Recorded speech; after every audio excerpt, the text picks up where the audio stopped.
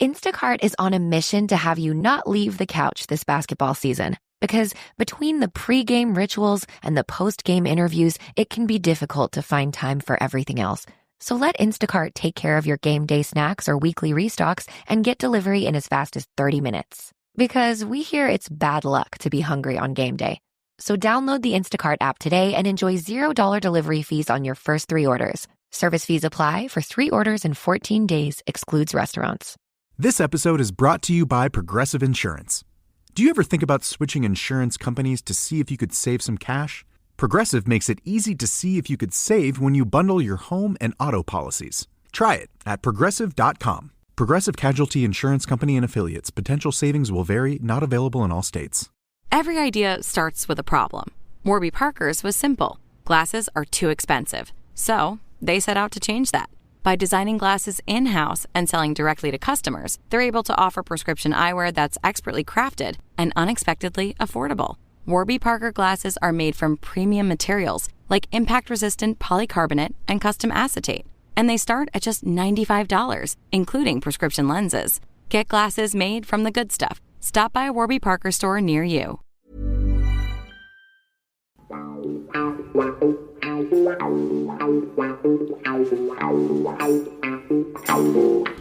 good afternoon, good evening, good morning, wherever you may be, and welcome to the MMA show, previewing UFC 317, that's Topuria versus Oliveira. This podcast is sponsored by Hatton James Legal for all your employment law needs. And last but not least, the podcast would not be possible from our friends from SRB Media. That's SRB Media, who edit and produce the show. And you can go to their website, and they've got an array of podcasts from football to music and other topics and genres as well. Okay, so we're going to go into the main body of the podcast. Just before we do that, you can contact the show at the MMA Show 7 at gmail.com. The MMA Show 7 at gmail.com, and just do a search on Twitter and Let's Talk MMA on Facebook, on the Facebook page. I've got a very packed show tonight. I've got 2 very special guests who have been fairly regular in the past couple of years, and they've returned with vengeance, just like a tag team in the old WWF. Right, so first, going by age, as in oldest, is a very informative guest, always likes to debate and bring some good topics, is Diamond Geezer from London. Hello. Hi there. Hi. Yeah, very good to be here, and doing a great job as usual. Thank you. And the last but not least, it's the Wonder Boy from the northeast of England, and Josh. How are you, Josh? Yeah, good, G. Good to be back on. Looking forward to talking about some hopefully exciting fights.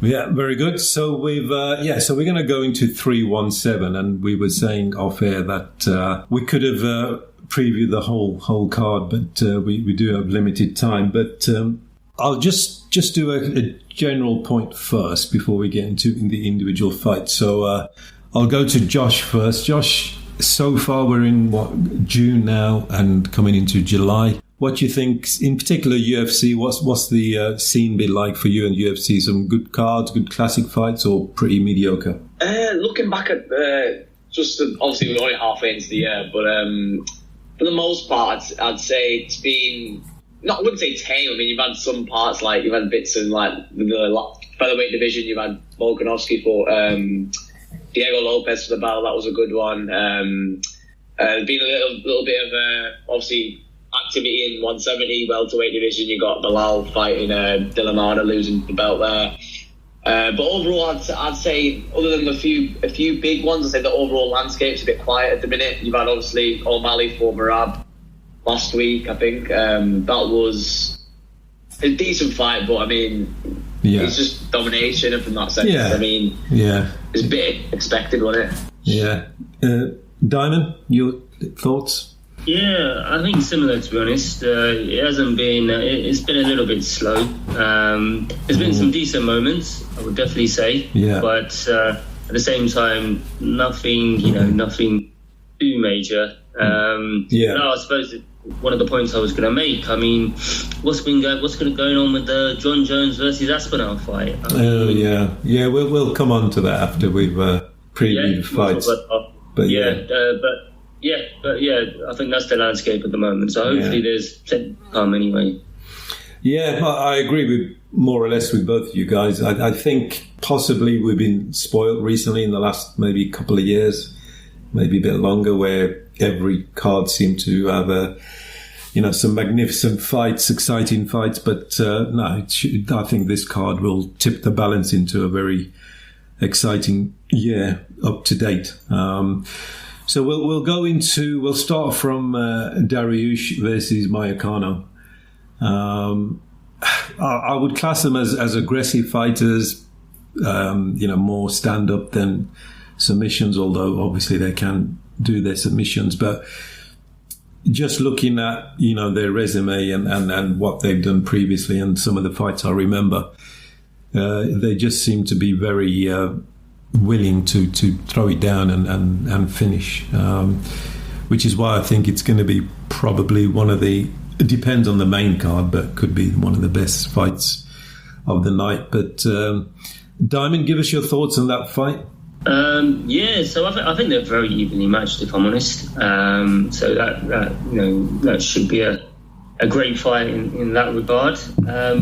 I would say about both fighters, I do take them as nearly men. I don't think they're quite top. They've had chances to win titles and they've come up short. But don't get me wrong, they're very good fighters. And I do think it would be a great fight for the fact that they're so evenly matched. Dariush, was it 2 fights ago? I think he was waiting for the belt when Oliveira was champion. And then I think he lost. I can't remember who he lost against. And then he lost his chance to actually fight for so he lost his place in the queue then. And so he got close, but I don't think he fought for the belt, did he? They were meant to fight before, weren't they? Was it 311? And obviously all that. And then Moicano fought for the title, didn't he? Against, they were meant to fight them. But I think it should be a really good fight. I think Dariush, his strong points, I'd say he's a very good grappler. Got powerful hands and he's got takedown defense. So he's pretty all-rounded. Moicano, again, he's an elite grappler, isn't he? Let's be honest. The only thing I would say with him is he hasn't got the most, so I would say, well, he doesn't really do knockouts, let's be honest, so his hands aren't that powerful. So, we'll see. But like I said, I think it should be a very good fight because they're both evenly matched. Yeah. Josh, over to you. Yeah, I definitely think it's a little bit different to what Dan was saying there. I think even though you would look at it on paper and say they've got an even skill set, I think that if you go on off form anyway, from what I'm going off, obviously Dariush he had 2 knockout losses in a row. I know there were some top opponents. I think it was Charles and Sayuk and obviously Moicano obviously got finished by Islam after dropping him. You have to remember. So he got the power thing. You never know with him. I think even though he's not a knockout artist, I think he's definitely got the capability. And I think that I slightly favour Moicano in this matchup, I reckon. Yeah, I haven't really got anything further to add. It's a pretty good analysis. I would say they are close. I'm just thinking about Dariush, if he's I'm sure he will be motivated to get back to, because he got very close to getting a title shot. So I think he's probably had that taste, and he may have greater motivation when it comes down to the to the sort of getting to the depth of the fight, if he's in trouble or if he's finding it difficult, or if he goes into the deep waters. So Josh, you gave your prediction. You said Moicano. Diamond? I think tell you the odds. Dariush is 11-8. Moicano is 7-4 on. So Moicano is favourite. But I'm going to side with Dariush. So I'm going for the underdog. He wants to be controversial as usual. It's been a year of the underdogs. Crystal Palace, Tottenham, all the rest of them. This is a different sport. What are you doing? Crossover. But yeah, fair enough. It's always good to root for the underdog. I'm going to go with Moicano mainly because of what Josh said. So, Josh, your analysis was spot on. But we shall see. The underdog may prevail. Okay, we'll spend a bit more time on this fight because it is a title fight. So there's 2 title fights in this on this card. So this one is the flyweight title, 125 pounds. Pantoja versus Cara France, and and the other title fight is Topuria versus Oliveira. All right. So Josh, what I want to do is if you break down both fighters' skill sets, and then we'll come back at the end for a prediction. So don't give a prediction yet. Just go through skill sets of each fighter. Yeah, I mean, I think this one could be fireworks. I mean, every time Cara France fights, it's always really generally demographics quite exciting. He's a quality fighter. His striking's elite. Probably the best striker in that division, I'd say, in a division filled predominantly with grapplers. But I mean, every time he fights, there's always something to talk about. There's always a talking point. I think it'll be interesting to see if he can sort of neutralise the grappling aspect of things. So I mean, we've seen before in the past, you've got champion there who's been very dominant. You've had Pantoja he's come in with sort of no one's really had the answer for him. So I think it'll be interesting to see if Cara France can employ that takedown defense and sort of neutralise the grappling, and then ultimately implement his skill set, which is predominantly striking and kickboxing, which we know he's capable of doing. So it'll be really interesting to see. Pantoja? I think he's a bit of an annoying one, to be honest. I mean, obviously Asakura, I think it was, came in, fought him from K1. I think he was that sort of ticked me off a little bit. He's like sort of a nice fighter that I like to watch, and to see him sort of get really dominated, really. I mean, there wasn't really another way to put it. He got sort of dismantled, and so I think it's one of them where you can compare him to someone like maybe like Merab, where not necessarily per skill fighting style, but in the sense that there's not really anyone can find an answer for him. It's sort of a riddle in that division. So it's be interesting to see if Cara France has the answers or not. Okay, Diamond? Yeah, I think Cara France, he's a good striker, isn't he? He's a very good striker. He's got punch power. The only thing is, I do think Pantoja he's got a very good skill set. Obviously, he's champion. I think he's all action. He's aggressive, and he's got good cardio with submissions. The thing I would say, however, is he can be sloppy. And if he's sloppy, he could get caught. So that's what I would say, but we'll see. Yeah, I think Cara France has had... he seems to have had quite a long gaps between the fights. He had, just looking at some of the records, and it was August 24 was his last fight, so that's not too far back, but yeah, coming up to 10 months maybe. Then before that it was 23, then 22, and then 2 fights in 22. And then he had 2 losses. Out of his last 3 fights, he's won 1, lost 2, so 1 and 2. So he lost to that Amir Albazi and Brandon Moreno. And obviously Brandon Moreno's an animal, so no real shame then. But I think the momentum is definitely with Pantoja. He's had these wins, and when he won the belt, he's sort of carrying on that momentum. And he's got recently more submission sort of wins with a few decisions as well. So maybe he could be seen as the better finisher.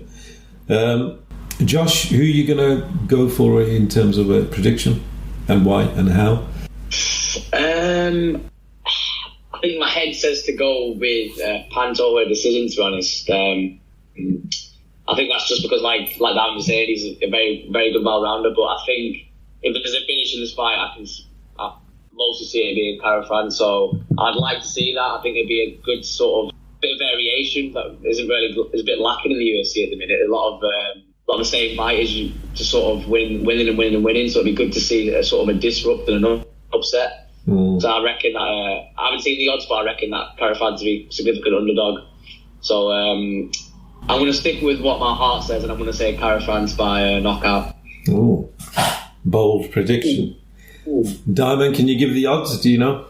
Ooh, yeah, Pantoja's 5-2-1, so he's heavy favourite. Yeah. But yeah, I mean, I'm going for Pantoja submission. What happened to the year of the underdog? Yeah, it doesn't quite stretch to this fight, you know what I mean? But Josh has taken over that, so yeah, it should be interesting. But I do think Pantoja's submission. I just think he's got more ways of winning.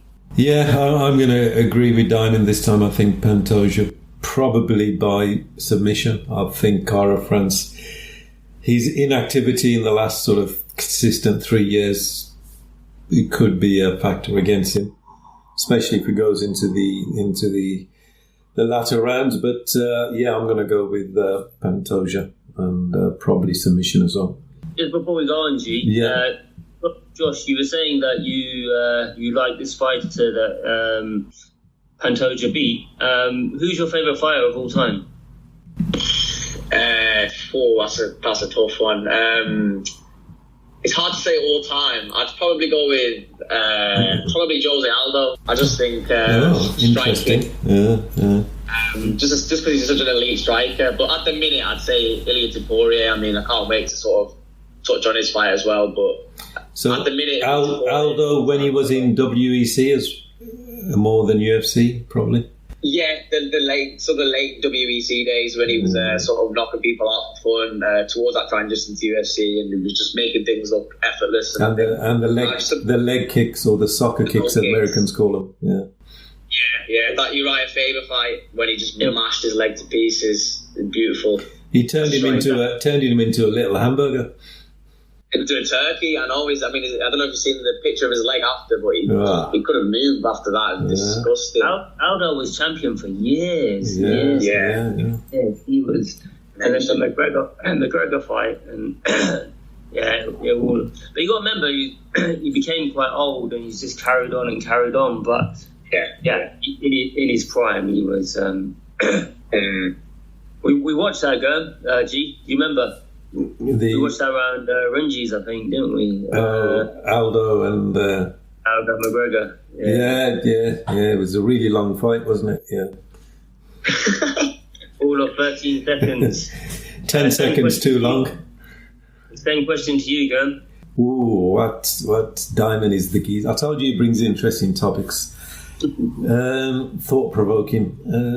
I'm still going to go for John Jones, because the reason being, when he came in, he was really young. I think, was he champion at 20 or 21?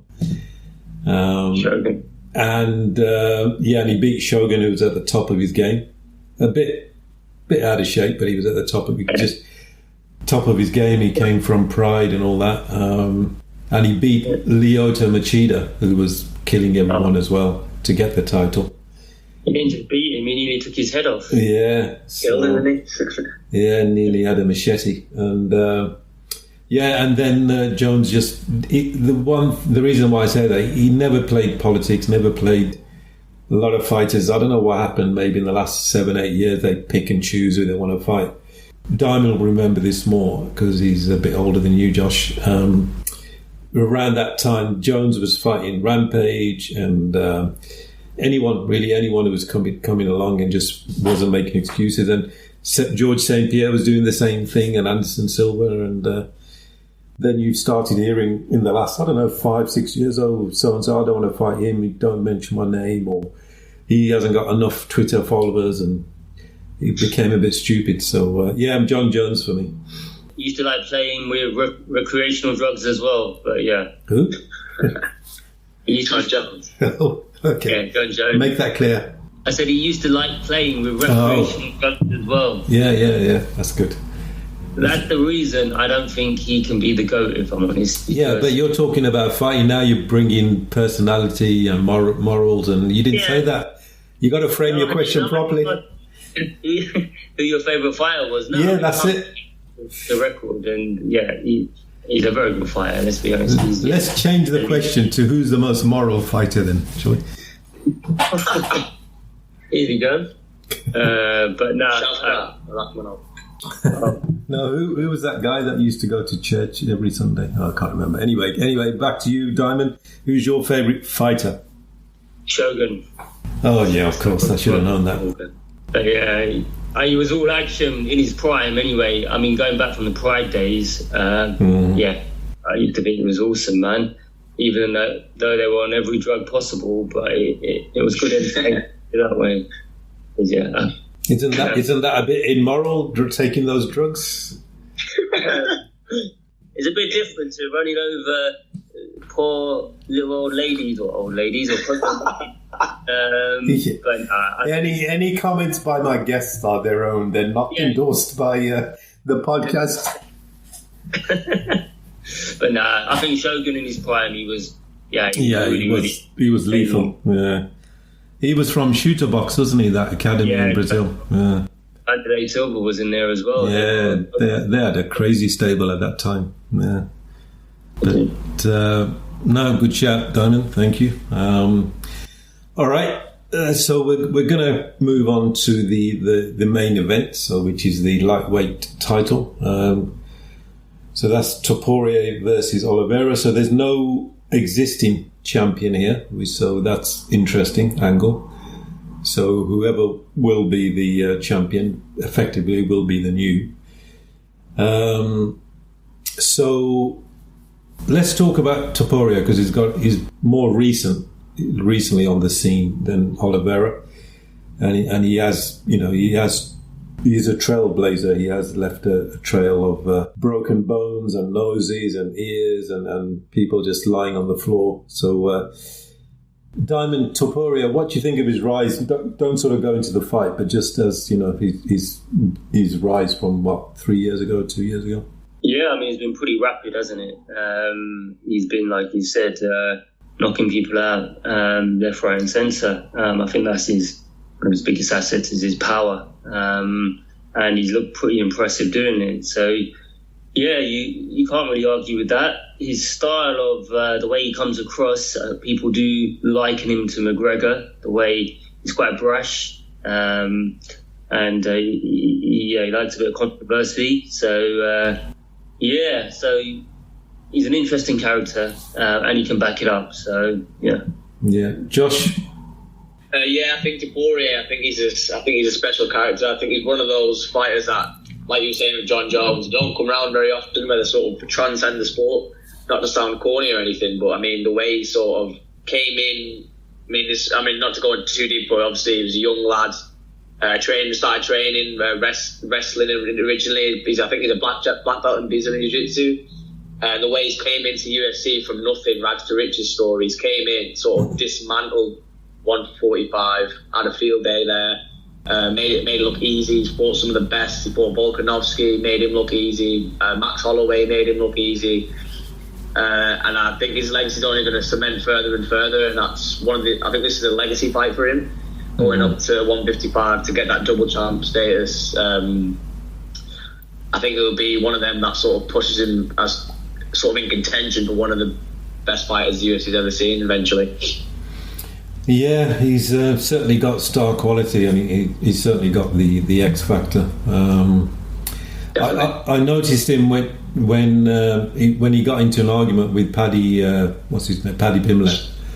When UFC have those 3 tiers or 2 tiers of 10 fighters, I think they were promoting one of their big cards. Can't remember which number it was, but then him and Paddy and Topuria were going at it. I can't remember for what reason. And Paddy said something derogatory, and then Poirier stood up, and then I noticed him. Then obviously from that point he's ascended, and Paddy's done well, but he's not the same level of Topuria at the moment. He's got special skills, probably all round, but his boxing, his stand-up seems to be the most potent weapon so far anyway. And he has got very good inside boxing. When he gets close, he can put 5-6 combinations together and not get taken down while you're doing that, which is, markedly different to one boxing. You just got to worry about standing there. But with MMA, you obviously got to worry about takedowns and other things as well.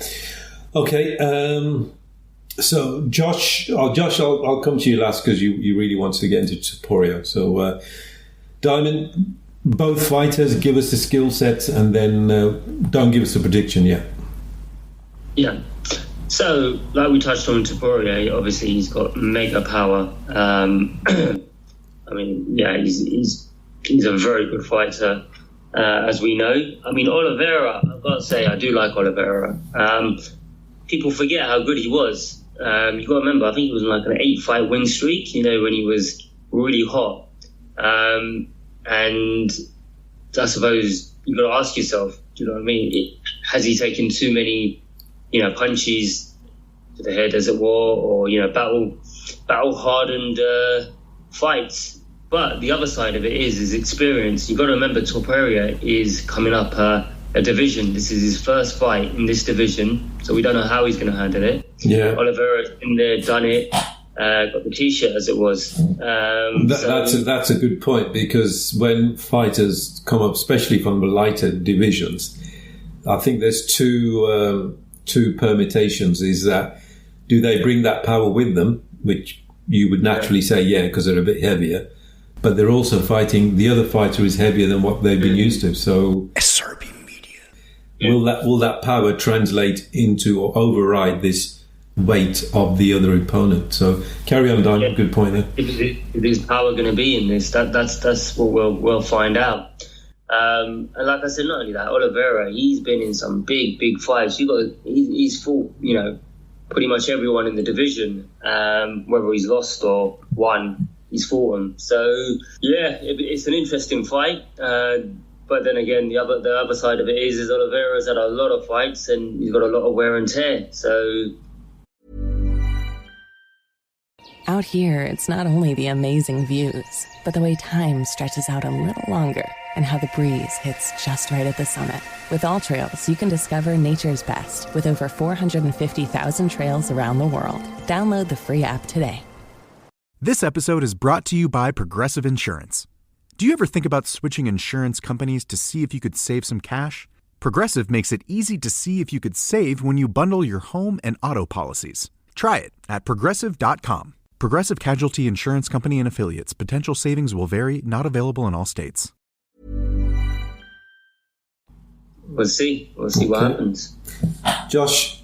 Yeah, I mean, I think Oliveira's one of my, he's like a cult classic, cult hero sort of thing. He's one of my favourite fighters as well.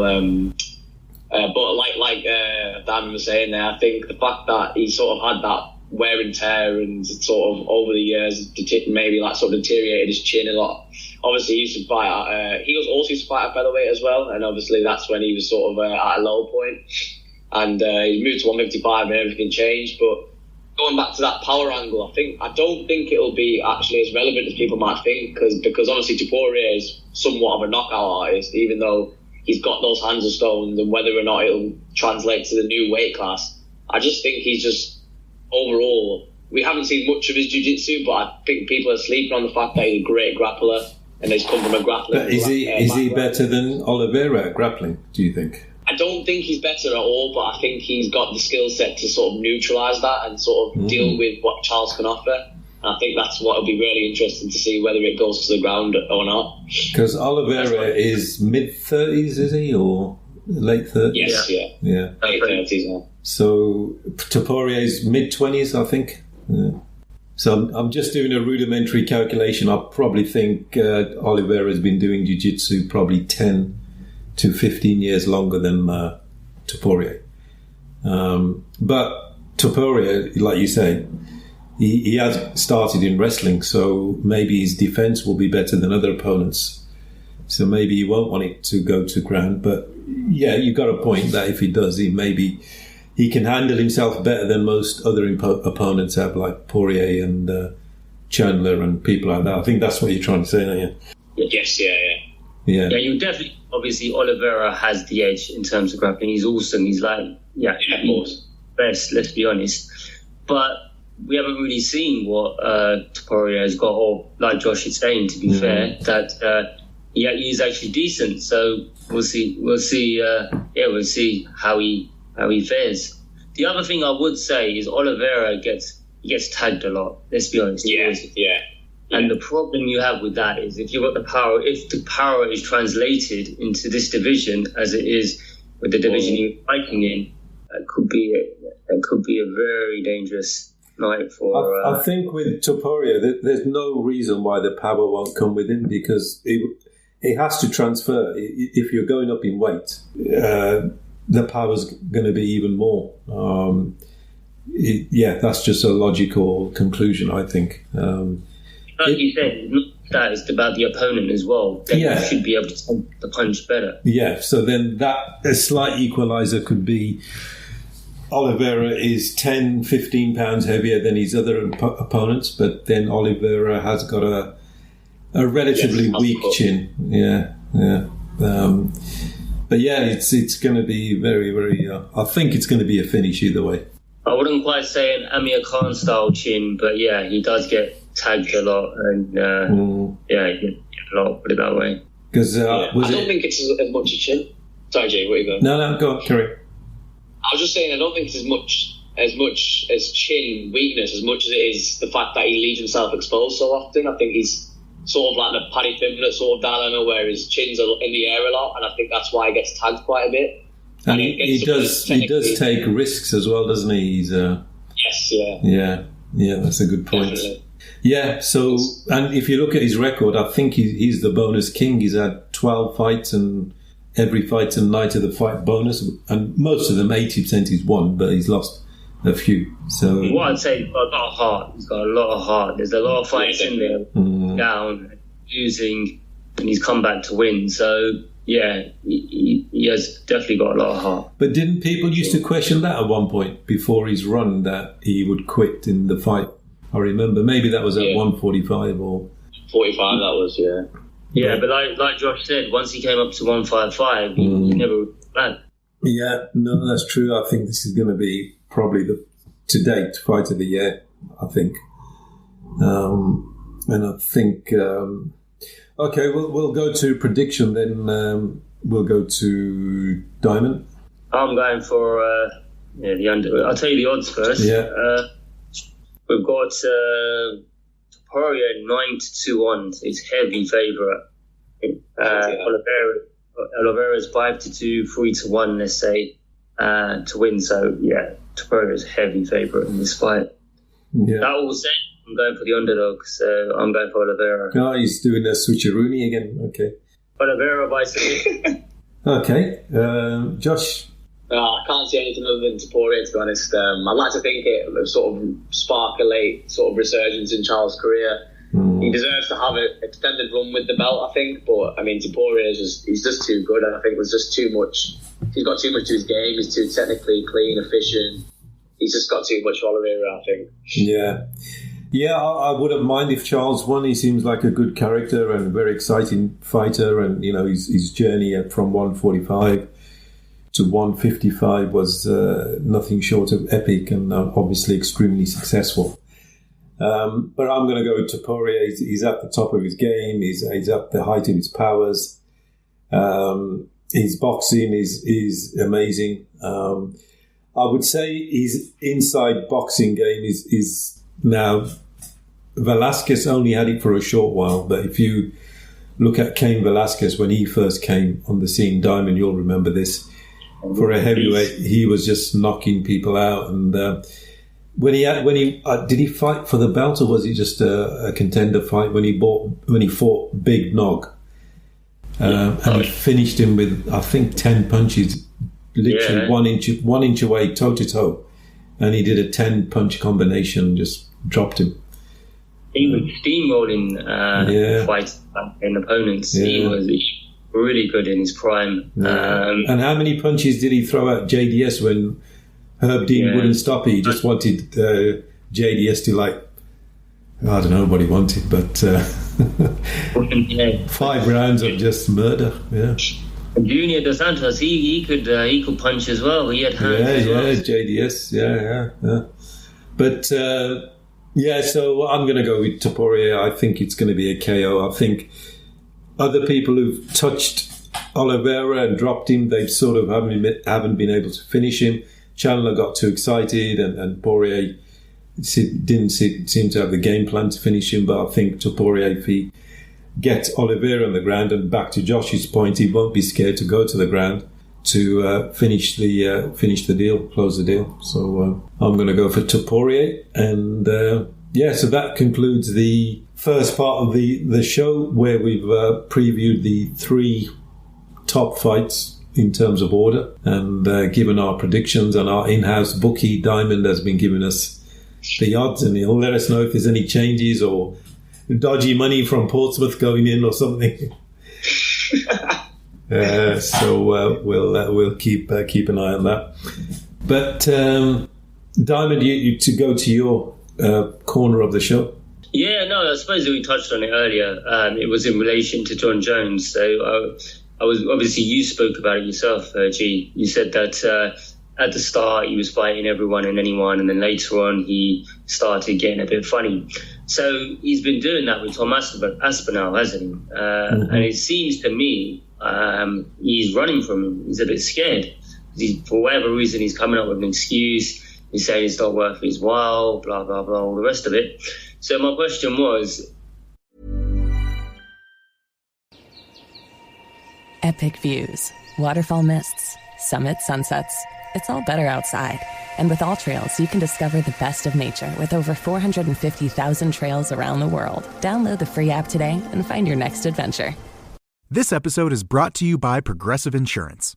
Do you ever think about switching insurance companies to see if you could save some cash? Progressive makes it easy to see if you could save when you bundle your home and auto policies. Try it at Progressive.com. Progressive Casualty Insurance Company and Affiliates. Potential savings will vary. Not available in all states. Do you think this will taint his legacy in any way, or it has no impact whatsoever? Or is that more to do with his other antics, which will possibly, from a moral aspect go, that would taint it more than this? Josh, you want to take that if you think the Aspinall business is tainting his legacy? Yeah, briefly. I think personally I'd say that I view John Jones as like 2 separate fighters sort of thing. I think since he's moved to heavyweight, and even probably the Reyes fight, I'd say, I think from the Reyes fight and then before, post and pre, I think they're 2 different sort of fighters. I mean, like you guys, we were touching on it earlier. I mean, what he did at light heavyweight, it was just ridiculous. I mean, he was fighting top opponents like Rampage, Lyoto Machida. Who else was fighting? I can't remember now. Rampage, Lyoto Machida. He was fighting anyone and everyone. Yeah, I like heavyweight. Shogun, obviously, when he was like 190. Gustafsson twice. Yeah, Gustafsson twice. 2 absolute wars. So I mean, I think that resume's sort of CV remains untainted just because of how good it was. How dominant he was as well. It wasn't just he was beating these people; he was beating them like dominantly. I mean, the one close fight he did have with Gustafsson, he fought him again, and I mean, it's cakewalk really compared to the first fight. So, the way I see it, I think it's separate. With that Gustafsson fight, Josh, do you believe John Jones won that fight, or do you think he lost it the first fight? The first one, I think there was a bit of favouritism going in there. I think Gustafsson was, I mean, obviously a significant underdog. John Jones was sort of the Ronaldo of MMA at that time. He had all the Nike deals, he had all the sponsorships. He was like sort of the one household name at that point before McGregor sort of transcended it. If you could put a household name then. But the way I saw it, I think he could give it to either of them, but I would have given it to Gustafsson. Watching that fight back, I think he sort of took less punishment, and then obviously the second fight, that's when you can say Jones won it convincingly coming out at the end of the fight, probably the less damaged of the 2. The other one is the Dominic Reyes fight. Remember that? Now, that was controversial. I think that was a bit more of a favoritism there. I mean, I don't think it was sort of one-sided as people had said. Because Jones did sort of, I say overall control. I think Jones sort of had that. So you could tell he was sort of the more experienced fighter. But I think in terms of damage, I think Reyes definitely dealt more the punishment in that fight. So I can see why people would be saying that was a sort of controversial one. What about you, G? Do you think Dominic Reyes won that fight? It was very close. I would call it controversial, for sure. But I think, and don't forget, Jones also beat Rashad Evans at his peak as well. So yeah, Rashad Evans was a good fighter. But this is my point as well. I mean, just generally with fighters, I mean, you can say that about every single fighter. Even Mayweather, with his undefeated record, there's fights in there which potentially think the other fighter won. Yeah, if you fight long enough, you're going to get some controversial. Yeah. But no one remembers that. All they remember is your undefeated record as it is, and that's it. You go down as a GOAT. But same with GSP. The few fights in there, which Johnny Hendricks and comes to mind. He faced off the Hendricks fight and the decision. But I think with Jones, just to sort of get your question, really, that he is obviously avoiding him. You can't say he isn't. There's no reason. But apart from he wants a certain figure. Some people say 20 million, 30 million, but if he was fighting McGregor, then maybe both of them could generate that kind of money. But Aspinall is not a household name. He's doing it by purpose and pricing it so high that he knows that they're not going to give him the money, so he doesn't take the fight. So why doesn't he just hang up his gloves, or he's going to wait till the last? I really don't know. He's talking about fighting, what's his name? Pereira. I mean, why? He called him out and said move up another weight. Yeah. Why? Because he knows that will be an easy fight. He'll take him down, submit him, and then. That's my point. Yeah. So he is. You can tell he's. He's running scared by the look of it, but whether that taints his legacy or not. And the only person at the moment who could get away with that would be someone like Jones. Obviously, UFC wouldn't stand for it from anyone else. 100%. You just got to look at the fact that he's still got the title. Why has he not been title when he hasn't fought for? I don't know how. I mean, at the moment, the heavyweight doesn't seem like a division. It doesn't seem like a functioning, bona fide division. Normally you watch number 3 versus number 4, number 6 versus number 8, and you keep an eye on.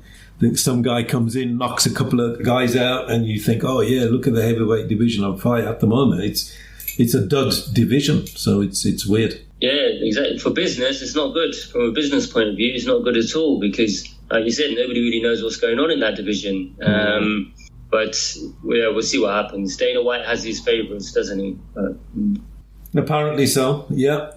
Josh, do you want to bring up a topic or just a discussion point or any thoughts on the MMA, UFC? I think the other talking point would sort of be Islam moving up. Briefly touching on that, I think that's an interesting one. Yeah. I think there's obviously a lot of pot stirring between Topuria and Islam debating whether they'd fight at 155, but I think it's more a case of Islam hasn't got many cuts in him. I think his weight cut's quite intense. He's a bit of a weight bully, people like to call him, which I think's got a bit of truth to it. But I mean, long term, you wouldn't have expected him to stay at 155 for long because of the fact that he's gone to 170. I think it sort of ticked Topuria off a little bit, but at the end of the day, it's a case of what's best for both fighters. And I think 155 won't lose much from losing Islam and then gaining Topuria from a net stance, if that makes sense. How do you think that would go, Josh? Topuria versus Makhachev? I don't know. I think that's a funny one. I think you'd have to see how Topuria does at 155. I personally got back Topuria to do the job, but I mean, Islam, you can't really bet against him. I mean, he's sort of another one who's just so good all round. He's got the sort of obviously that Dagestani background, his wrestling skills are next level out of this world. But then you'd say he's also got that striking that sort of Khabib didn't really have at his peak. You would say that was the one area you could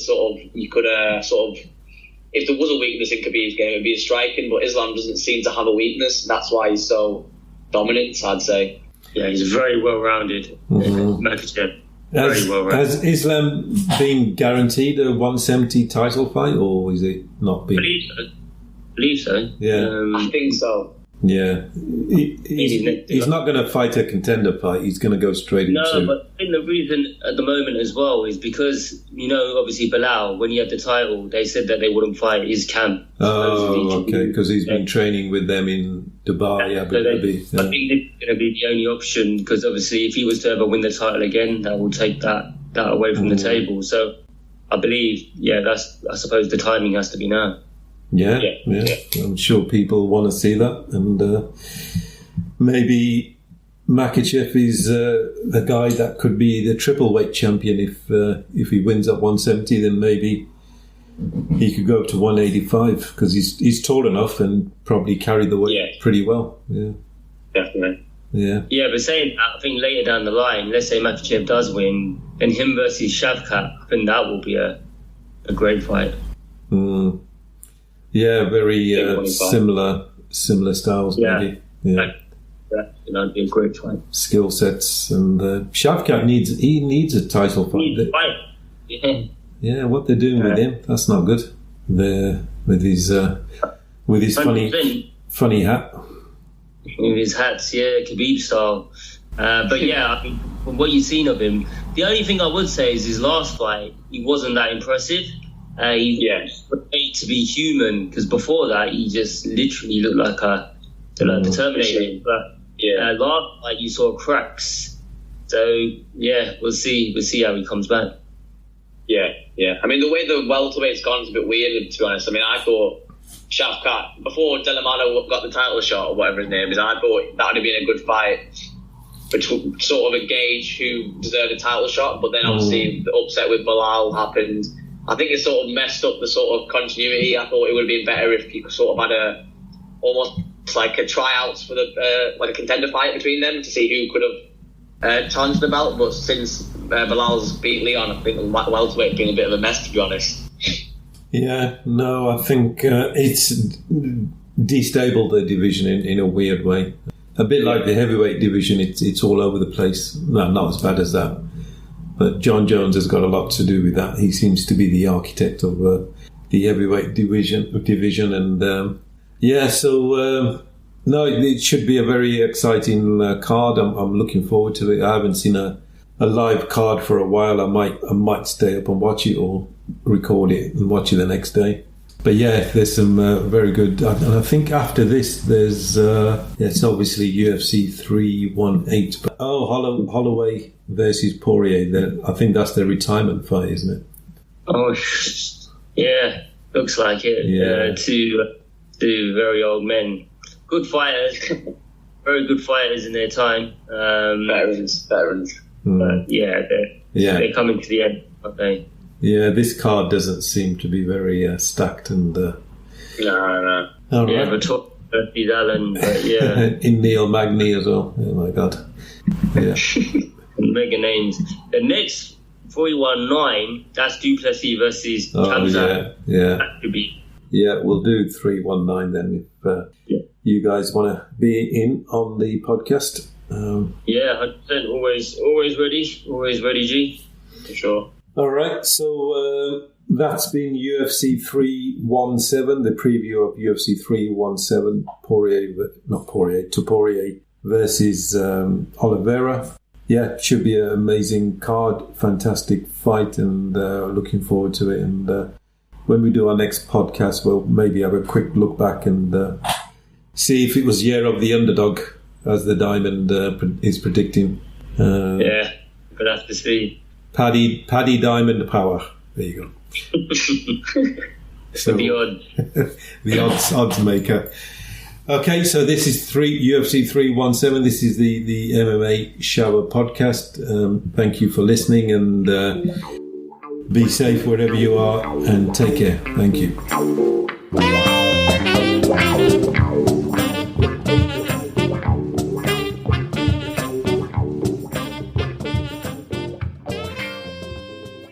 SRB Media. This episode is brought to you by Progressive Insurance. Do you ever think about switching insurance companies to see if you could save some cash? Progressive makes it easy to see if you could save when you bundle your home and auto policies. Try it at Progressive.com. Progressive Casualty Insurance Company and Affiliates. Potential savings will vary, not available in all states. Every idea starts with a problem. Warby Parker's was simple. Glasses are too expensive. So they set out to change that. By designing glasses in-house and selling directly to customers, they're able to offer prescription eyewear that's expertly crafted and unexpectedly affordable. Warby Parker glasses are made from premium materials like impact-resistant polycarbonate and custom acetate. And they start at just $95, including prescription lenses. Get glasses made from the good stuff. Stop by a Warby Parker store near you. Mission success doesn't come from PowerPoint slides. It comes from rock-solid technology systems that you can depend on when everything's on the line. From enabling warfighters at the edge to deploying AI to secure national intelligence, we're there, delivering the tech that runs faster and hits harder.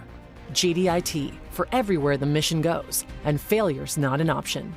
Learn how we deliver technology for America's critical advantage at gdit.com.